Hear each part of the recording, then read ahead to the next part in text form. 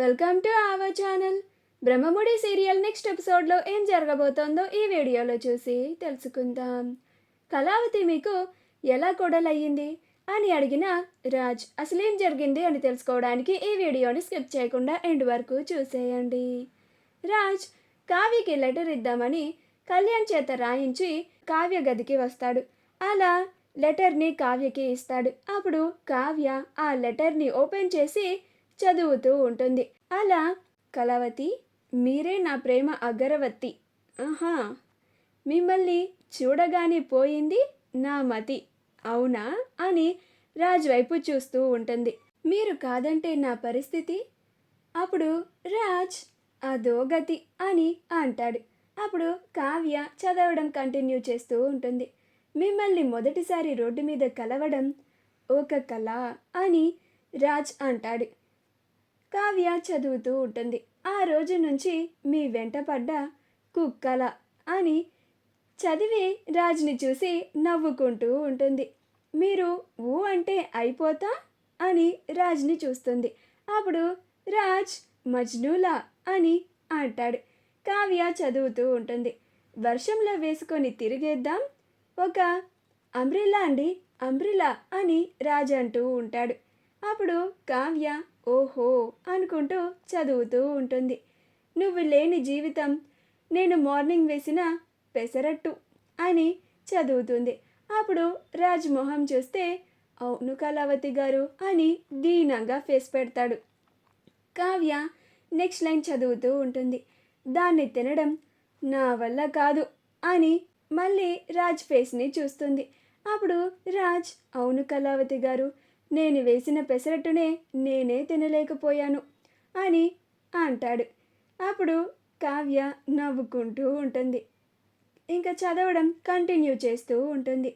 నీ మీద వట్టు, రాసింది నచ్చకపోతే తిట్టు, భావం అర్థం కాకపోతే కొట్టు, అంతేకాని నువ్వు ఇలా మాట్లాడకుండా ఉంటే మాత్రం చూసుకుంటా గోదారి గట్టు. మరి చూసుకున్నారా అండి అని అంటుంది. అప్పుడు రాజ్ ఏంటండి చూసుకునేది అని అంటాడు. అప్పుడు కావ్య అదేనండి గోదావరి గట్టు అన్నారు కదా, చూసుకున్నారా అని అంటుంది. అప్పుడు రాజ్ అంటే మీరు నాతో మాట్లాడరా అని అంటాడు. నేను మీకోసం ప్రేమగా రాసి ఇచ్చిన ఈ లెటర్ మీకు నచ్చలేదా, లేకపోతే అందులోని భావం అర్థం కాలేదా అని దీనంగా అడుగుతాడు. అప్పుడు కావ్య ఇది మీరు రాసింది కాదే, ఈ రైటింగ్ మా కవిగారి రైటింగ్ లాగుందే అని అంటుంది. అప్పుడు రాజ్ అదేలేండి నేను చెప్తూ ఉంటే మా తమ్ముడు రాశాడు అని అంటాడు. అప్పుడు కావ్య మరి మీరు రాశానన్నారు అని అంటుంది. అప్పుడు రాజ్ ఏదో ఫ్లోలో చెప్పానులేండి అని అంటాడు. అలా రాజ్ ఇంతకీ నేను ఇచ్చిన లెటర్ చదివిన తర్వాత మీకేమనిపించిందో చెప్పనే లేదు అని అంటాడు. అప్పుడు కావ్య మీరు గోదావరి గట్టుని చూసుకోనవసరం లేదులేండి అని అంటుంది. అప్పుడు రాజ్ గోదావరి గట్టుని చూసుకోనవసరం లేదా అంటే కళావతి గారు మీరు నాతో మాట్లాడతారా అని అంటాడు. అప్పుడు కావ్య అవునండి ఇప్పుడు కూడా మాట్లాడుతున్నాను కదా అని అంటుంది. అప్పుడు రాజ్ అంటే నేను మీకు ఆ బ్లాక్ డ్రెస్ ఇవ్వడం మీరు అపార్థం చేసుకున్నట్టు ఒప్పుకున్నట్టే కదా అని అంటాడు.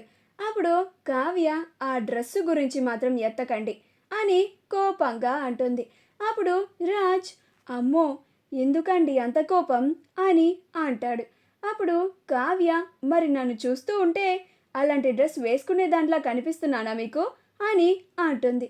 అప్పుడు రాజ్ నేను అప్పటికి చెప్తూనే ఉన్నానండి, ఆ ఓల్డ్ లేడీస్కి అర్థం కాలేదు, ఈవిడ గారు మోడ్రన్ మహాలక్ష్మి కాదు ఓల్డ్ మహాలక్ష్మి టైప్ అని నోట్లో అనుకుంటూ ఉంటాడు.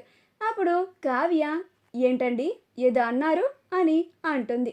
అప్పుడు రాజ్ అబ్బే ఏమీ లేదండి ఏమీ లేదు అని అంటాడు. అప్పుడు కావ్య మరింకేం ఇంక బయలుదేరండి, మీరు లెటర్ ఇవ్వడానికి వచ్చాను అన్నారు, నాకు ఇచ్చారు, నేను అది చదివాను, ఇక మీ పని పూర్తయిపోయింది కదా, మీరు ఇంక బయటికి వెళ్ళండి అని అంటుంది. అప్పుడు రాజ్ అంతేనా కళావతి గారు, నాతో కాసేపు మాట్లాడరా అని అంటాడు. అప్పుడు కావ్య ఏం మాట్లాడాలి అని అంటుంది.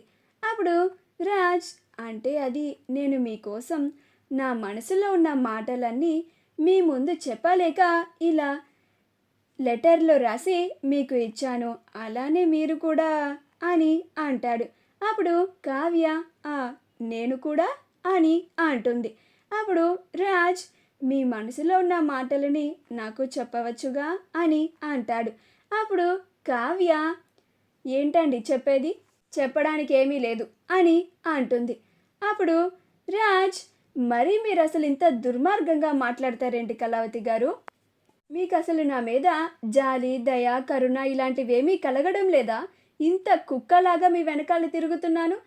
ఈ లెటర్ కష్టపడి ఇంతలా రాసి ఇచ్చినందుకు మీరు లెటర్ బాగుందనో లేక మీకు అనిపిస్తున్నది చెప్పచ్చు కదా అని అంటాడు. అప్పుడు కావ్య నేను చెప్పాలనుకున్నది చెప్పగలిగింది మీకు చెప్పాను, మీరు నాకు ఇవ్వాలనుకున్న లెటర్ని కూడా ఇచ్చేశారు, ఇక మీరు బయటికి వెళ్తే చాలా మంచిది అని అంటుంది. అప్పుడు రాజ్ సరేలేండి అని వచ్చేస్తాడు. ఈలోగా జనాభా లెక్కల కోసం యామిని పంపించిన వ్యక్తి ఇంటికి వస్తాడు. అప్పుడు అపర్ణ ఇందిరాదేవులు ఎవరయ్యా నువ్వు అని అంటారు. అప్పుడు అతను జనాభా లెక్కల కోసం వచ్చానమ్మా, మీ ఇంట్లో ఎంతమంది ఉంటారు, వాళ్ళ పేర్లు, అలాగే మీలో ఎవరికి ఏమవుతారు అని మీ మధ్య ఉన్న రిలేషన్ కూడా చెప్పండి, రాసుకుంటాను అని అంటాడు. అప్పుడు సుభాష్ వచ్చి చెప్తాను రాసుకోండి, ముందుగా మా నాన్నగారి పేరు రాసుకోండి, సీతారామయ్య గారు, ఆయన పైన గదిలో పడుకున్నారు, ఆయన ఇప్పుడు కిందకి రాలేరు అని అంటాడు. అప్పుడు అతను అలాగేనండి అని సీతారామయ్య పేరుని రాసుకుంటాడు. ఇదిగో ఈవిడ గారు మా అమ్మగారు, పేరు ఇందిరాదేవి, నేను వాళ్ళ పెద్ద కొడుకుని సుభాష్, ఈవిడ నా భార్య అపర్ణ అని చెప్తాడు. ప్రకాశం వచ్చి నేను వాళ్ళ రెండో కొడుకుని ప్రకాశం, నా భార్య ధాన్యలక్ష్మి అదిగో అక్కడుంది, నా కొడుకు కళ్యాణ్ వీడే, వీడి భార్య అప్పు పోలీస్ ఆఫీసర్ స్టేషన్కి వెళ్ళింది, ఇక ఈవిడంటావా మా చెల్లి, మా ప్రాణానికి ఈ ఇంటికి ఎప్పుడూ తలనొప్పులు తీసుకొస్తూ ఉంటుంది అని అంటూ ఉంటాడు. అప్పుడు రుద్రాణి అన్నయ్య అని అంటుంది. అప్పుడు ప్రకాశం ఉండు చెల్లి అని, ఈవిడ పేరు రుద్రాణి, ఈవిడికి ఒక కొడుకున్నాడు, వాడి పేరు రాహుల్, వాడెక్కడికో తిరగడానికి వెళ్ళి ఉంటాడు, వాడి భార్య స్వప్న ఈ అమ్మాయి, వీళ్ళకి ఈ మధ్యనే ఒక పాప పుట్టింది, పాప లోపల పడుకుంది అని చెప్తూ ఉంటాడు. కావ్య కూడా అప్పుడే కిందకి వస్తుంది, రాజ్ కూడా వస్తాడు. అప్పుడు అతను ఇతనెవరు అని రాజ్ని అడుగుతారు. అప్పుడు రాజ్ నేను వీళ్ళ దత్తపుత్రుడిని అని అపర్ణ వాళ్ళ వైపు చూయిస్తారు. అప్పుడు అతను అంటే మీరు ఈ ఇంట్లోనే ఉంటున్నారా అని అంటాడు. అప్పుడు రాజ్ ఉంటాను, ఫ్యూచర్లో ఉంటాను, కానీ ఇప్పుడు ఇక్కడ ఉండడం లేదు అని చెప్తాడు. అప్పుడు అతను అయితే మీ పేరు రాయనవసరం లేదు, అవును ఈవిడెవరు మీకేమవుతుంది అని అడుగుతాడు. అప్పుడు అపర్ణ తిన పేరు కావ్య అని చెప్తుంది. అప్పుడు అతను రాసుకుంటాడు. ఈవిడ మీకేమవుతుంది అని అడుగుతాడు. అప్పుడు అపర్ణ ఏమి చెప్పాలో అర్థం కాక మౌనంగా ఉంటుంది. అప్పుడు రాజ్ అదేంటమ్మా ఏమీ మాట్లాడకుండా అలా ఉన్నారు, కళావతి గారు మీకేమవుతారో చెప్పండి అని అంటాడు. అప్పుడు అపర్ణ కోడలవుతుంది అని అంటుంది. అప్పుడు అతను మీకెలా కోడలవుతుంది అని అంటాడు. అప్పుడు సుభాష్ అదంతా మీకెందుకండి అని అంటాడు. అప్పుడు రాజ్ అది కాదు నాన్న, కళావతి గారు మీకు కోడలు ఎలా అవుతారు అని అడుగుతాడు.